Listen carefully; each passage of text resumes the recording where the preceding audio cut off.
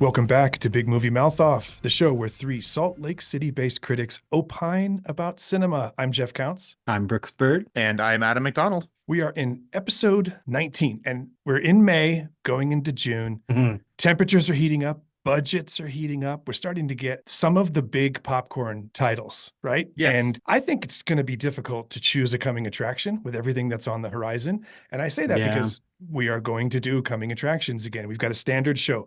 We're going to start with a review of The Fall Guy. Then we're going to do a review of The Kingdom of the Planet of the Apes. A lot of those in that title. And then we will go to Guilty Pleasures, Bad Mocap Edition. And that, of course, is because of the motion capture in Planet of the Apes. I'm not saying it's bad. I'm just saying that's going to be our guilty pleasure. And then we're going to do coming attractions, like I said. Before we do that, though, anything to report?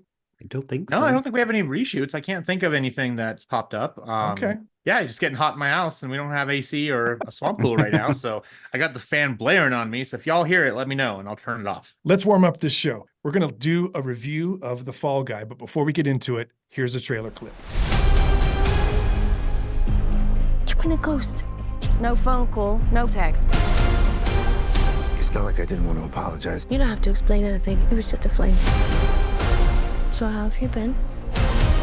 God, I hate that thumbs up stunt guy stuff. I'm the director. We're gonna set this man on fire. You're a stunt guy. We need to keep it super profesh. Profesh is my middle name. You said your middle name was Danger. Okay, Adam, tell us about this one. All right. Well, The Fall Guy stars Ryan Gosling as Colt Seavers. He's one of the top stuntmen in the universe, except he gets into a bit of an accident and he gets hurt and has to kind of retire. He ends up parking cars as a valet at a really cheesy Mexican restaurant. He does get called back, though, to be the stuntman in his ex-girlfriend's movie, Jodie Moreno, who's played by Emily Blunt. And as a favor, he thinks that she asked for him there. She didn't. She wasn't too happy to see him because of how they split ways. We do find out, though, that the reason why he's there is the main star, Tom Ryder, played by Aaron Taylor Johnson, has gone missing. And so the rest of the movie plays out with Colt trying to track down and find out where Tom is. And this is one where we can definitely say that shenanigans ensue. So, based loosely on the show from the 80s that starred Lee Majors, he didn't just do $6 Million Man. He also did this show, The Fall Guy, if you weren't alive back then. And when I say loosely, I really do mean loosely. That show, he was a bounty hunter, right? Mhm. That's not the case here. Although Colt does get himself into a lot of predicaments in this film for sure. I think when you read the cast off, Adam, the first thing that jumps out to me is, wow, star power, right? I mean, if you're going to have Ryan Gosling as a stand-in for another actor, which is preposterous on its face, it should probably be someone like Aaron Taylor Johnson, because that dude's got plenty of star power himself. So the cast is amazing. Right off the top, you know you're in really good hands. But Brooks, was it what you hoped it would be? And then some. I know Adam will, and you, I'm sure, will agree. Our expectations were high, and it blew them away. It dropped our expectations in a can of gasoline, lit it on fire, and walked away. It's quite slow literally motion. and sometimes lit on Yeah, fire. So and multiple times. I have a theory that what makes this movie work best is chemistry, not just about making fire, right? But about Mhm. chemistry between people, between Colt and Jodie, between Colt and Dan, the character played by Winston Duke, between actually Tom Ryder and Colt. I thought all of the relationships, all of the scripting of the characters was perfect. There was never a moment where I felt like somebody was miscast or underwritten or poorly written. It all just worked, didn't it, Adam? Oh, it was amazing. I walked out and I was like, this is my favorite movie of the year. It outshone even Dune Part 2, which was #1. And I don't know if it's still up there. I think it was just a Easy. new movie smell. But no, you walk into this and you have high expectations. The trailers were awesome. And what I did love about the trailers was half the dialogue wasn't actually in the movie. It's true. Yeah. Like there were enough cheesy bits that were fun and the jokes landed, unlike some other movies we've talked about recently. But some of the groaners were like, oh, is that really going to be there? And no, it's not. It replaces them with much funnier and much smarter dialogue. And what I loved so much about this was, and I said this in my review for Big Shiny Robot, was as much as we went into Birdman, knowing that the bit was it's one take. And so Right. you're looking for the cuts. What you love about this one is because you know it's by David Leitch and you know it's about the behind the scenes love we should have for stunt people and stunt performers, the focus really is on the stunts. And so as they're doing these crazy things and they're flying over stuff and jumping over buildings, you're watching it from almost the perspective of how would this look if I was making a movie from the stunt performers aspect. And so for me, that's how it was very reminiscent to Birdman. Not so much that I got to a point where it was distracting, but it really made you pay attention and want to like understand like how this worked in the filmmaking process. This movie really is about filmmaking in the long run. It's a movie about movies. Hollywood does this every year. And David Leitch is the director, as you said. He knows what he's talking about when it comes to stunts. He spent 20 years doubling people like Matt Damon and Brad Pitt. He's walked the walk. But where else do we know him from, Brooks, as a director or a contributor to actual content? Well, I mean, he's been everywhere. He's given us, he co-directed John Wick, the first one, and then Deadpool 2, Atomic Blonde, Bullet Train. There's a theme there, kinetic, violent sometimes, but super flashy in terms of physical stunt work. It's what he knows best. Mhm. And this movie is full of that kind of stuff. And by putting all that forward and having us focus on that, he kind of undermines everything else that's happening. For example, Tom Ryder is supposed to be this incredible big Hollywood star. And when we finally get to see him act, he's god awful. And the film that he's acting in, that Jodie and Colt are so proud of, is also god awful. And a remake. Yeah, exactly. That movie did happen before, but I think it's interesting that Leitch made all of those things less impressive so that the behind the scenes stunt people and the people that make movies go can really come forward. Well, I mentioned before that this was a love letter to filmmaking as well. And there's a difference between a love letter to filmmaking and a love letter to Hollywood. Right. Because Hollywood's Oh, about yeah. the glitz and the glam and the actors and all the behind the scenes politics. But this had scenes where you're watching them set a scene, where you're watching like, hey, how's the director do this? How does the DP come in and make this look cool? And I believe in the one stunt where they flipped that SUV 8 times, I do believe that was an actual world record they Mhm. set Oh, really? Yeah. with the movie, as I recall from reading up on it. But no, it let you dissect scenes, and it goes back to what I said about, you know, looking for the stunts. Like maybe we got more of it. I know we were laughing a lot harder than some of the other people. It was a public screening because we got those little inside jokes. Mhm. But what's so great about this are those layers, in the sense that you can go in just wanting to see a Ryan Gosling, Emily Blunt movie that's funny and acrobatic and action packed. And you can also sit back and like laugh at the little things that no one's going to notice. And you're going to walk out with that much of a bigger smile on your face if you're as well versed in movies and everything else. So that's what was also more fun for me that I wasn't expecting to get out of the movie. And maybe that's what bumped it up so much more for me, was that it really touched on what I love while still being zany, over the top, charismatic, funny. We haven't mentioned Stephanie Shu, who's in it, who we loved from Everything Everywhere. She's got a big vital part. And they never damseled Jodie. Like she has times No. where she Yeah. saves his butt. Like she is a badass herself. So I could have used I a think that lot was cool, too. more of Stephanie. She's not in it nearly enough for me. No. You say big part. I think it's a pretty small part. And I got to correct you on one thing, Adam. If we're talking about world records, it's 7.5, not 8. Oh, 7.5. That car ends up Mm. on its roof. So it's 7.5. But That could have been a reshoot. Now you've taken that away from me. So it's what we call a real-time reshoot. But okay, there we go. Brooks, I want your opinion on the one critique I've been hearing about this film, which is that it's too much of a good thing, it's too long, and that there's big stretches where the energy flags a little bit. What do you say to that critique? They watched a totally different movie because I mean, if I could have Ryan Gosling and Emily Blunt star as a couple in every movie, I'd be fine with that. The action is so well directed, peppered with so many little jokes. They even give room for like Winston Duke to sit and steal a stunt fight right out from underneath Ryan Gosling. To hear him yelling action movie titles whenever he does some kind of action, he kicks somebody and he yells Born Identity. I mean, it's unbelievable. This is probably one of the most meta movies in a while that does it correctly. This is a summer movie through and through. I stand by it. The chemistry, no matter who the two people are, Mhm. the chemistry always works. And I think that's a testament to the directing. I think it's a testament to the script writing, but also this movie was really well cast. We're talking about high-level people doing their best possible work. And you know what, Adam? I think you're going to agree with this. I was having fun on my side of the screen, and I honestly believe everybody on their side of the screen was too. Yeah, you can always tell when people involved in a movie are having fun. We talk a lot sometimes about movies that are just okay or maybe even bad, but they knew what kind of movie they were making and they had a blast. It's really nice to see a movie that is well done and well made and a great film where they also had that same chemistry. Like, they were calling cut and then all of a sudden everyone was just laughing their butts off because something stupid happened, or there's a certain scene where a certain stunt is made for Colt to do over and over and over again. And I was just losing my mind because it Oh, was yeah. so hilarious because if I was in that situation, I probably would have done the same thing to him because it was kind of getting your comeuppance. But yeah, just the people had fun. You could tell that the movie was fun to work on and the whole process. And I just would have loved to have spent today on set. I don't care what day it was. If it was the same scene filmed over and over again for 8 hours, which I've been in an independent film where that's what happened with me, it was not fun. I can't imagine though that anyone didn't walk away probably tired, but also, hey, let's go out, get a beer, and do some karaoke. Yeah. I mean, who wouldn't want to be stuck on a set listening to Emily Blunt sing karaoke all day?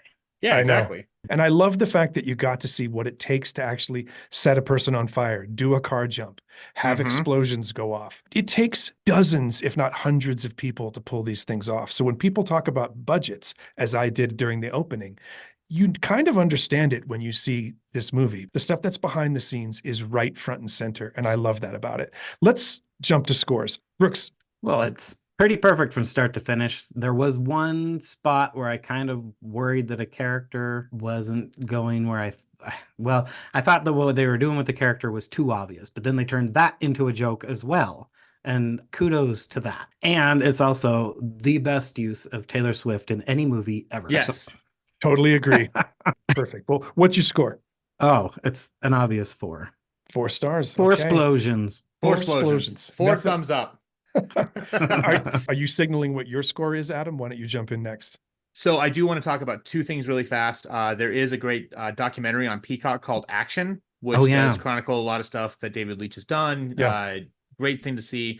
And I do want to call out the 4 stunt performers who were Ryan Gosling's stunt performers: Justin Eaton, Troy Brown, Logan Holiday, and Ben Jenkin. So I want to make sure that they get the shout out they deserve. And just as he had 4 stuntmen, I have 4 stars. Well done. I'm going to go with 3.5, not because I don't think this movie is... Oh, stop it. Stop it. Stop it.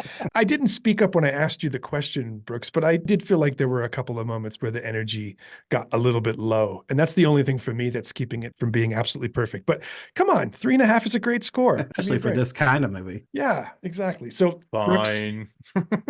Brooks, 4. Adam, 4 thumbs up. And I'm 3.5 stars. Okay. Just like the 7.5. Yeah, exactly.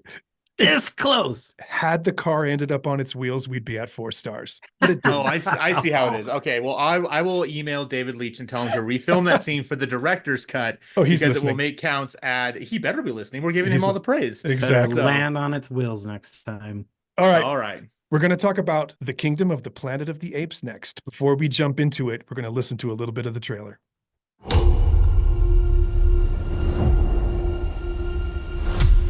Are you familiar with the concept of evolution?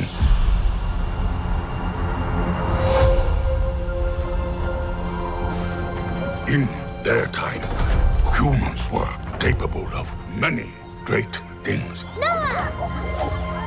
They could fly like eagles fly. They could speak across oceans. But now, it is our time. Okay, Brooks, take us through this one. Well, my pen died on me during the movie at the beginning of it.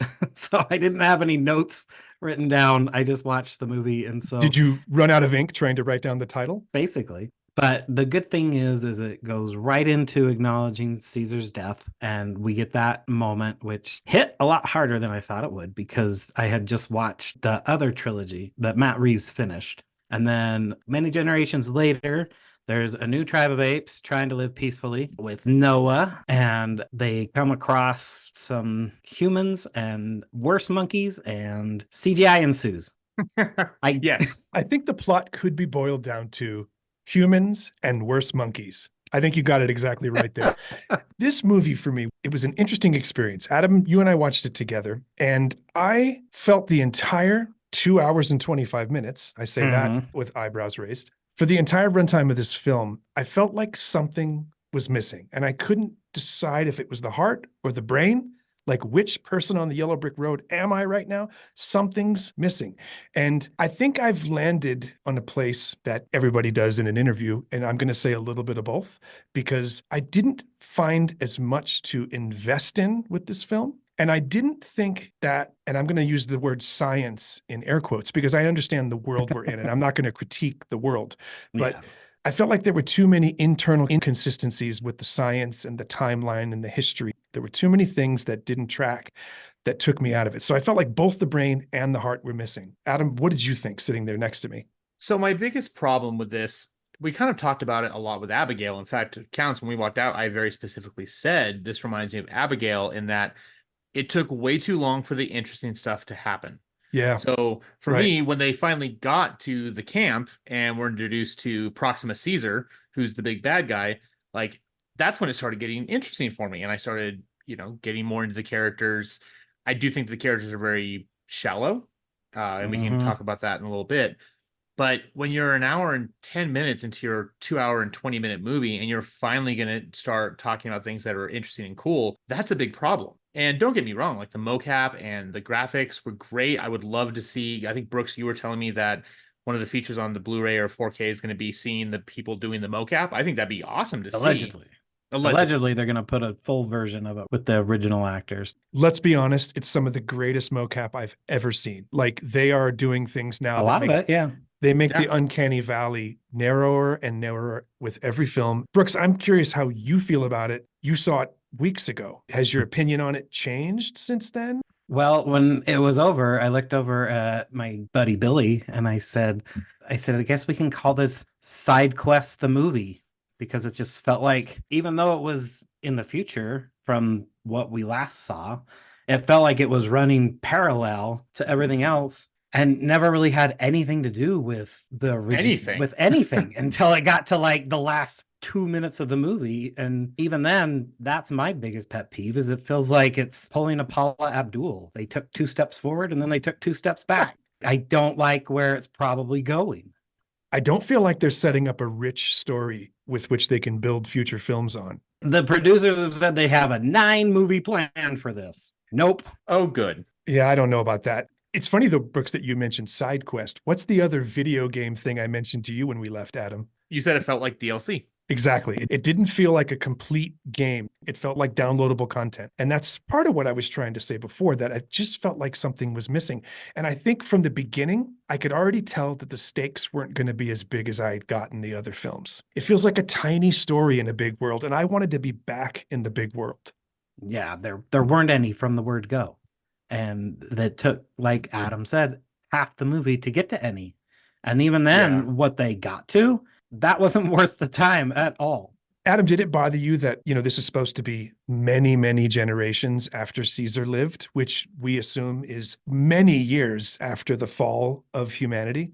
Did it bother you that they were still able to like pick up books that were still in full color and that there were just papers laying around in certain places? Like, those anachronisms, those inconsistencies, they bother me, because if you want me to buy into a world, you got to let me swallow the whole fish. It's kind of like sometimes with horror movies, and Brooks, you and I can talk extensively about It Follows, which we liked, but it set up a world that didn't follow its own rules. And Yep. as much as the Planet of the Apes films, at least the newer movies, have really tried to integrate science and go through things that how it could have actually happened. I mean, yeah, you've got books that are at this point, I mean, they'd have to be at least 100 years old at the very least, and they've been left out in the elements. I mean, we've got a whole bunch of books like in like a ship on the ocean. So we know that books don't like water and they don't like salt. So how are these things not falling apart? But that didn't really pull me out of it so much as, because that's, again, the point where it actually started being interesting for me. Kind of goes back to what you were saying about the heart and the soul kind of missing from it. And maybe it's just because the original trilogy, the one that we had with Caesar and everything else, was so good that this one pales in comparison. I think of Pixar. Pixar always was the creme de la creme of what animation could be. And then eventually it got to a point, and I think for me it was The Last Dinosaur, where I started realizing that Pixar isn't infallible and they don't quite always set the bar because someone has done it better, or I went in with such high expectations because of what's come before, I couldn't appreciate it. Now, as you heard us talk about Fall Guy, that's not always the case. But that science part of it, again, didn't pull me out just because I was so desperately trying, well, first of all, not to fall asleep. And second of all, to finally invest myself in this world. And, I don't think I have a problem with a small story in a big world. I mean, WandaVision is my favorite Marvel TV series, and that's a very small story set in a big world, but they just couldn't figure out how to do it. That is a very fair point. I think you're refining my point, actually, which is to say that it can work. Mhm. You have to work even a little bit harder to make it go. And I just didn't feel like that effort was put in. Brooks, what's your take on not only internal consistencies, but just the plot itself? Well, I was just going to mention that you could probably trim at least an hour out of the movie if you cut out all of the establishing shots, tracking shots, and how slow they talk. Generations later, I'm like, Well this done. makes A no little bit, yes. sense. Yeah. I was like, what are they doing? This doesn't make any sense. I think that took me out of it faster than anything. Well, Brooks, you're actually highlighting one of the inconsistencies that bothered me because at the beginning of the movie, you're right. They're very halting in their speech and it's mixed with ape sounds, right? Mhm. But by the end, they're just standing and giving Shakespearean monologues. And I'm sorry, generations haven't passed from the beginning to the end of this movie. It's the same It people. felt like it. It did. It's true, but the way they spoke evolved over the course of these days in a way Movie, that yeah. didn't make sense. So that's one of the inconsistencies. I'm glad you brought that up because I forgot about that part. I felt like the plot was extremely predictable and included elements we've seen not only in other films, but very recently. If you saw the Godzilla Kong team up, the bad king in that movie is the same character as this one. He just doesn't talk. It's exactly the same character. So they're not bringing new, fresh ideas to it. They're not telling a big enough story, Adam, even though I understand that they were dealing with maybe a smaller stage on which to tell that story. Brooks, I'm curious what you thought of the mocap performance because I don't remember if you chimed in earlier. Did you agree that it's excellent? Well, the mocap, yeah, and especially like if a character is the main focus of the scene. But there were some points at the end when things were going a little bit more crazy as we got to the finale, and just, I don't know, there were some things in the background that kind of, Mhm. but I mean, that's to be expected because that's not supposed to be your focus anyway. But the fact that it was, I think, proves a point that it should have been a little better. Like some of the background actors, Yeah, or when I there were agree. big Mhm. crowds, or like a big shot of a lot of them, just never really looked like it should. So maybe what you're saying, Brooks, is the mocap's good, particularly with faces, but that the CGI is not always perfect. CGI Yeah. meaning all of the computer generated action in the background. You can't have one look fantastic and the rest of it not. Well, we go into every movie wanting to like it. Even when Brooks came out of his screening a couple weeks ago and said, meh, Adam and I both went into it wanting to like it. That's why we do this. It's not just the way we do this, it's why we do this. But let's be honest and give it our scores. I'll go first. I think this movie looks great. Some of those establishing scenes and those tracking shots you were talking about, Brooks, though unnecessary, do paint a picture that's pretty gorgeous. This version of Earth is pretty fun to look at, but for all the reasons I said before, it missed its mark in all of the ways that matter most to me. I'm straight down the middle, 2 stars. Adam, where are you? So I've been going back and forth on what I want to rate this just because I didn't hate it, but I never want to see it again. And if they're trying to build another, what now, 5 movies on top of this, like what did we actually learn and what was set up for the next one? Because eventually we have to get to the actual Planet of the Apes. And this does kind of pepper in some things that could be around that. Yeah, I guess I'll be generous and give it a 2. I was going to give it an hour and a half for the part that I almost slept through, but I didn't sleep through it.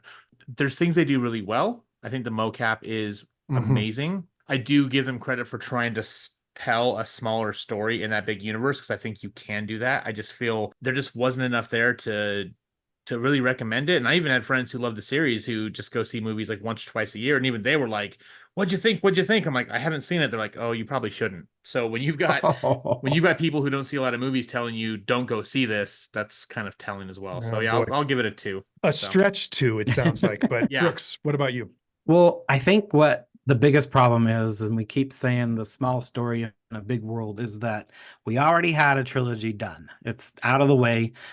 Instead of expanding and broadening the story and deepening mythology, they started to go backwards. And it's like this is going to be Dawn of the Planet of the Apes again.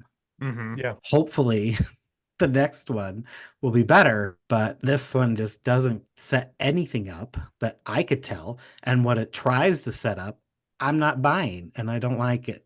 So I'm going 1.5. 1.5. Okay. That's I think almost where I that's went too. that's so. where Adam wanted to be. Solid 2 for me. Where are you, Adam? 1.75. Oh, no, sorry, two. Sorry. And Brooks? My 1.5. All right. We've talked so much about mocap. We're going to talk next about movies that have terrible mocap, but we love them anyways. It's our guilty pleasures section. We're going to take a little break. We'll be right back.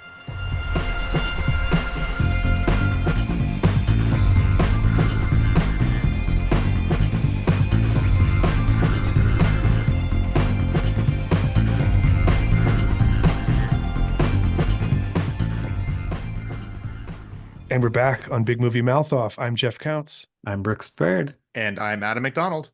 Guilty Pleasures, Bad Mocap Edition.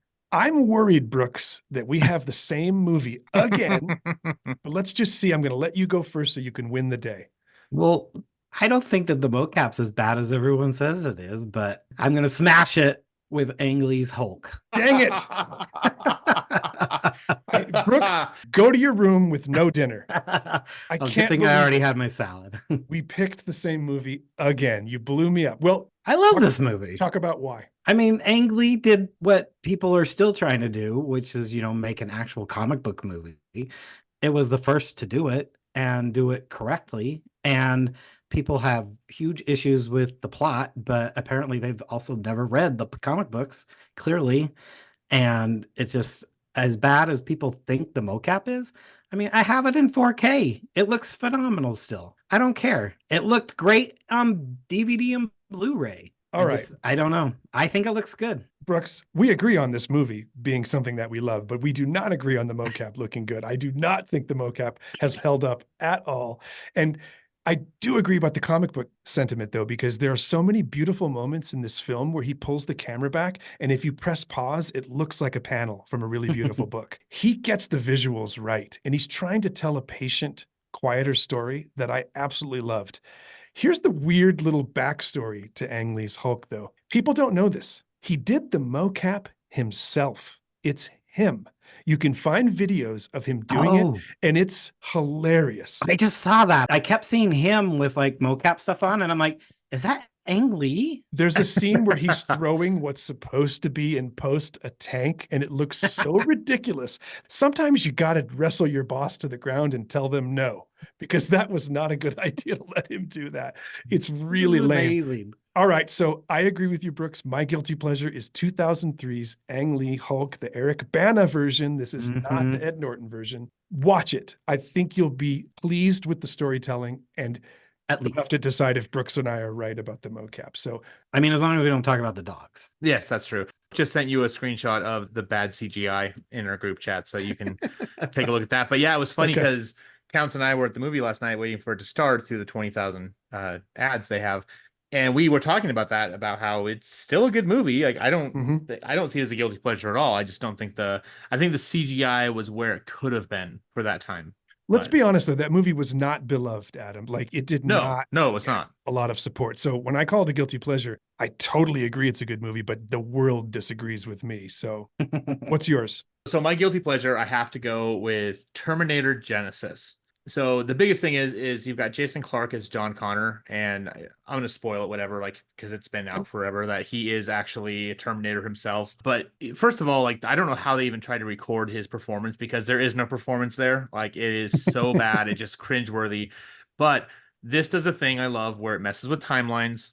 I'm a huge fan of any kind of time travel stuff, and it takes the whole Terminator story and bends it on his ear, which is another thing I love. But I can't go back and be like, oh, this is like the best Terminator movie. Now, interestingly enough, it is the second highest grossing Terminator movie of all time, for Schwarzenegger as well. The first one only ever being Judgment Day.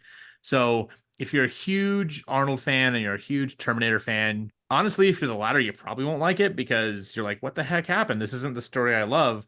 But for me, I'm always like, show me what you got, and I liked what you got, even if the movie itself is not the greatest. Is this the one with Sam Worthington in it as well? No, he's in the fourth one. Is it? No, he's in. Is that Terminator Salvation? I want to Oh say. yeah. I think you're right. With I think you're right. Christian Bale. Yes. Well, Yeah, Jason so- Clarke, interestingly, is in the original, not the original, but the Matt Reeves trilogy of Apes movies. That's See, look how good we are at this game. We are. We're really bringing So- it all home. So, all right. Our guilty pleasures, Brooks, what was yours? Ang Lee's Hulk. So was mine. I wish I'd gone first. Adam. Terminator Genesis. All right. When we come back, we're reinstating coming attractions. It's our last segment on this episode 19. We'll take a little break and be right back.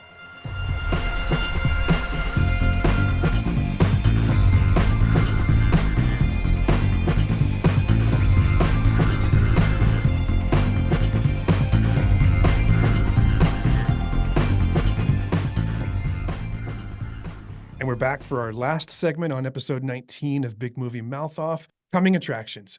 Adam, I'm going to steal your usual thunder and I'm going to talk about a video game. Can you believe it? Oh, I'm interested to hear what this is now. I am super excited. It comes out in late August, so maybe this is a little bit of a stretch as a coming attraction, but I'm really excited for Ubisoft's Star Wars Outlaws game. It's the Yes, team. that looks fun. It's the team that did the both Division games, which I really loved, and I am just thrilled to play in the Star Wars universe as a scoundrel. There are some people that think there's way too much Star Wars content out there right now, that there's a glut in that particular market. I couldn't disagree more. Keep it coming. I love it, and I just can't wait to play this game. So, Counts, when we're off air, I'm going to educate you about Star Wars Eclipse, which I'm a lot more excited for, and I will explain why, and let our listeners go and Google it, because I think that's something they might like. So. Okay. All right. We'll come back to that off mic. Brooks, jump in here. What's your coming attraction? I'm taking a break from my usual suspects and going with a book, What? Ooh, right? Brooks I mean- reads books? Yeah. Bix. Especially when they involve exploding volcanoes. Say more. We've got Michael Crichton, posthumous Eruption.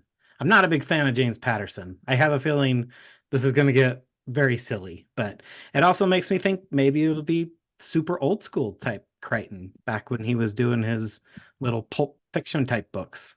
Early Michael Crichton is fun. No one can deny Yeah. it. When does this book come out, Brooks? June 3rd, All right. What's it called? Eruption. I love it. That's a very Crichton title. Adam, what's your coming attraction? And I actually do like James Patterson, so now you've piqued my interest even more.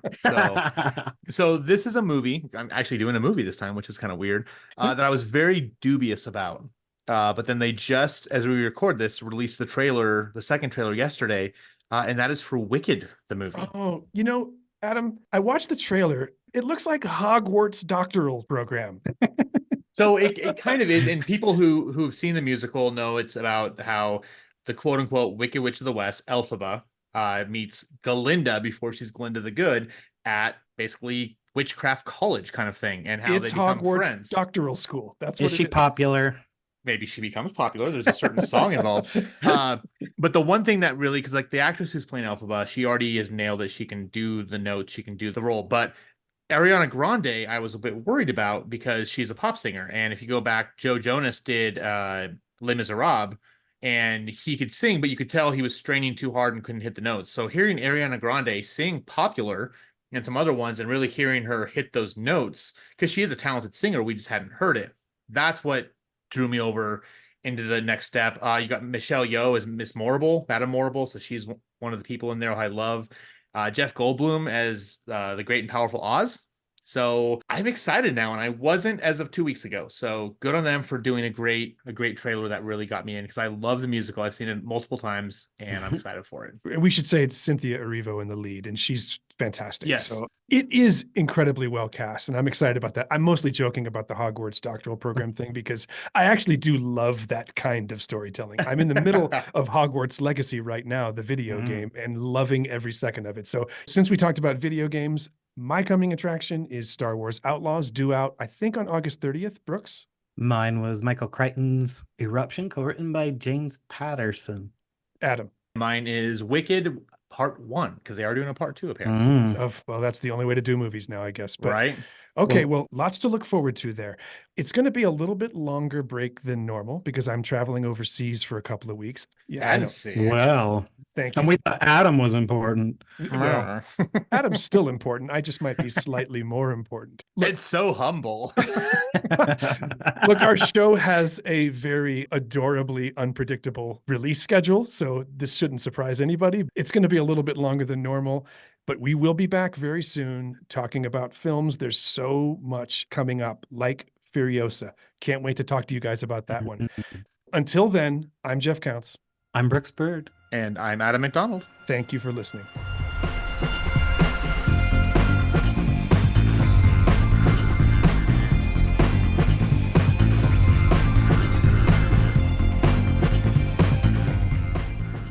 Big Movie Mouth Off was produced and edited by me, Jeff Counts, and co-hosted by Adam McDonald and Brooks Bird. Our theme music is written by Brian Z. Richards, and this show is dedicated to the memory of our founders, Jeff Michael Weiss, and my partner in crime for over 5 years, the incomparable Jimmy Martin.